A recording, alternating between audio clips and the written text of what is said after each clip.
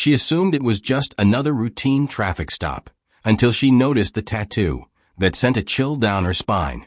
The red and blue lights flickered against the wet pavement as Officer Rebecca Hayes pulled up behind the black SUV.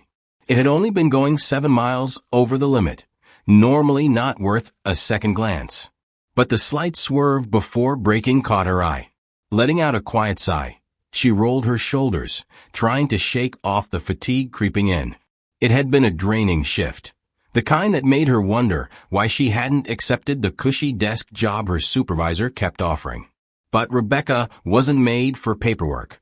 She thrived on the unpredictability of the road, the knowledge that even the most minor stops could spiral into something far bigger. Still, this should have been routine. It had to be. Resting a hand near her holster, she pushed open the door, her boots crunching against the gravel shoulder. The air carried the familiar mix of exhaust and damp asphalt, lingering evidence of an earlier rain shower. The driver remained frozen. His hands gripped the steering wheel so tightly his knuckles stood out against his dark skin. Most people fumbled for their license or stole nervous glances in the mirror. Anything but sitting completely still, as if bracing for something inevitable. She stopped just short of the driver's side window. He hadn't even rolled it down. Rebecca knocked against the glass, her voice even. "Evening, sir. License and registration, please." With slow, measured movements, he reached toward the glove compartment, keeping his other hand visible. Good, he knew protocol. The window lowered just enough for her to see his face, early 40s, sharp features, dark, unreadable eyes. No scent of alcohol, no slurred speech. His actions were controlled, precise. Still, something about him unsettled her. "Mind telling me where you're headed tonight?" she asked, keeping her tone light. He didn't answer right away. His fingers tapped the steering wheel once before he slid the registration toward her. "Just passing through." His voice was steady, too steady. Rebecca took the documents, her eyes scanning them. Brandon Ellis. The name didn't strike any immediate chords, but she'd run it through the system soon enough. Then she saw it. The sleeve of his jacket had slipped back just enough to expose a tattoo on his forearm. A simple, circular design inked in faded black. At first it didn't fully register. Then her stomach knotted. She knew that symbol. She'd seen it before. Once. And that was all it took for the air to feel sucked from her lungs. A memory, long buried, clawed its way to the surface. A night at the academy. A whispered story passed down among officers, treated like some urban legend. Except it wasn't. An entire squad had vanished. No bodies. No answers. Just gone. And the only thing they left behind? That mark. This mark. Rebecca's grip on the registration tightened, but she willed herself to stay composed. The man had noticed her hesitation. She could feel his gaze, studying her, waiting. His voice remained even. "Something wrong, officer?" Her throat was dry. The static of her radio buzzed behind her. The distant hum of passing cars filled the air, but it all faded beneath one suffocating realization.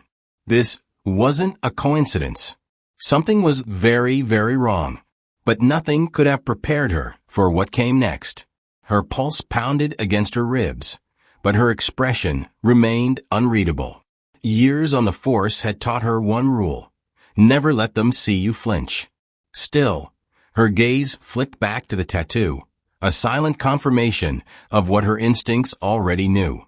It was the same symbol from years ago, a case that never made the news, the kind that got buried so deep, even the department stopped asking questions. Her mind shot back to 2009, the first time she ever heard about it. She had been a rookie then, barely a year in. She'd overheard a conversation in the break room, seasoned officers speaking in hushed tones. A squad from a neighboring precinct had gone out on a call, an anonymous tip about a suspect holed up in an abandoned house. They went in. Their radios cut out. No one came back. When backup arrived, the house was empty, no bodies, no blood, no struggle. Just that symbol burned into the floorboards. Rebecca had asked about it once. Her sergeant shut her down so fast, she never brought it up again. It was as if she had spoken something forbidden. Some things didn't come with explanations. Hayes had let it go. So she did too. Until now. That symbol wasn't just some ghost story traded between officers over too many drinks. It was real, sitting right in front of her. Her grip on the registration was too tight. She forced herself to breathe through her nose, steadying the unease crawling up her spine. Stay in control. She tapped the roof of the SUV, feigning indifference. Wait here. Turning on her heel, she walked back to her cruiser, each step feeling heavier, like she was wading through something unseen. Her gut whispered that she needed to tread carefully. Because this man wasn't just waiting, he was watching. Sliding into the driver's seat, she locked the door and pulled up the onboard computer. Brandon Ellis. His record was spotless. Too spotless. No priors, no parking tickets, not even a speeding warning. That wasn't normal. Everyone left a paper trail. Even the most law-abiding citizens had something, a library card, a voter registration, a job history. But Brandon Ellis? He was a ghost. She tapped the dashboard, thinking. If he was connected to what happened back then, she needed backup. Her hand reached for the radio. Dispatch, this is Officer Hayes. Run an extended background check on. A sudden movement from the SUV. Rebecca's fingers hovered over her holster as her eyes flicked up. The driver hadn't budged. But the passenger door, it was unlocked. She hadn't heard it. She would have sworn she had been watching him the entire time. But there it was, open. And just like that, this wasn't a routine stop anymore. The SUV's brake lights pulsed. The engine rumbled to life. Her stomach turned cold. He was about to run. Her instincts kicked in before she could think. Dispatch, I have a possible runner. Tires screeched against the pavement. Rebecca's hand flew to the gearshift, slamming it into drive.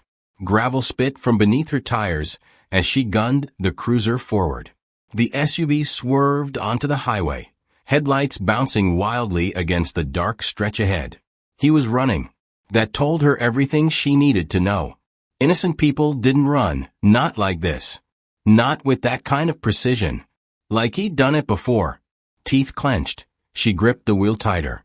Dispatch, suspect fleeing southbound on Route 43. Black SUV, no rear plates. Requesting immediate backup.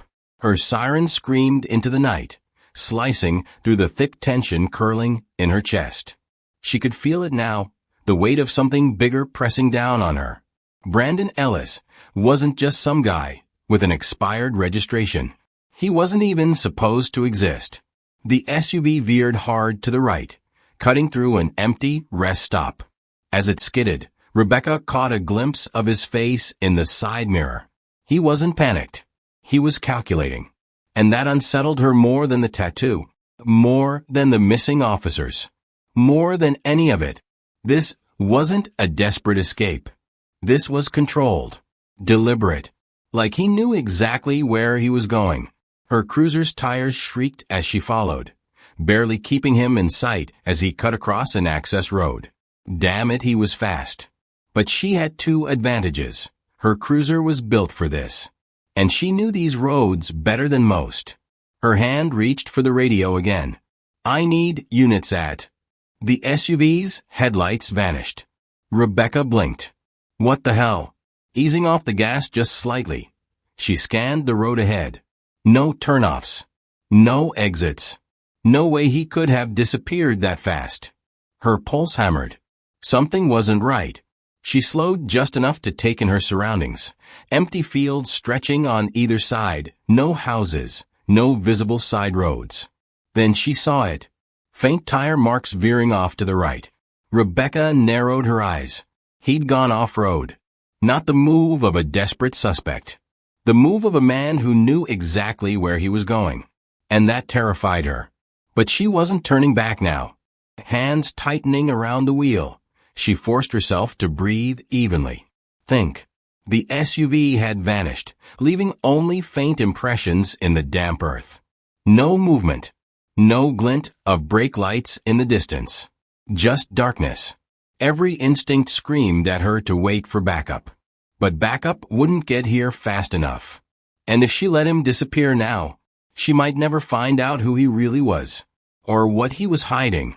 Rebecca guided the cruiser onto the dirt path, headlights slicing through the black, cutting across the uneven terrain. The ground was still wet from the rain, soft enough to hold the weight of his tires. She was going in. His fingers tapped once against the steering wheel before he slid the registration toward her. Just passing through. His voice was calm, too calm. Rebecca took the documents, her eyes flicking over them. Brandon Ellis. The name didn't ring any bells, but she'd checked the system in a minute. Then she saw it. The sleeve of his jacket had slipped back just enough to reveal a tattoo on his forearm. A simple circular design inked in faded black. At first it didn't fully register, but then her stomach clenched. She knew that symbol. She'd seen it before once. And that was all it took for the air to feel like it had been sucked out of her lungs. A memory, buried deep, ripped its way to the surface. A night at the academy. A story whispered among the officers, passed down like some urban legend. Except it wasn't. A group of officers had vanished. No bodies. No explanations. Just gone. And the only thing they left behind? A mark. That mark. Rebecca's grip on the registration tightened. She needed to stay calm, but the man had noticed her hesitation. She could feel his eyes on her watching. Waiting. His voice was level when he finally spoke. "Something wrong, officer?" Her throat felt dry. She could hear the static of the radio behind her, the distant hum of passing cars. But all of it faded beneath the weight of one overwhelming thought. This was no coincidence. Something was very, very wrong, but she wasn't ready for what would happen next.